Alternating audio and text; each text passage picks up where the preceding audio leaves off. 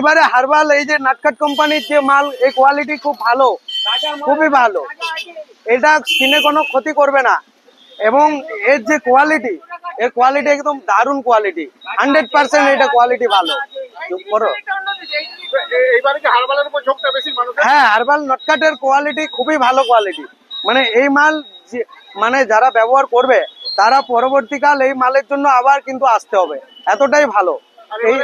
এই আবির আমরা নিজেরাও ব্যবহার করি এবং অপরকেও ব্যবহার করার জন্য এটাই বলি যে এই আবিরটা ব্যবহার করুন, এই আবির খুব ভালো আবির। এটাতে কোনো র্যাশ বেরোবে না, এই আবিরের কোয়ালিটি এত ভালো।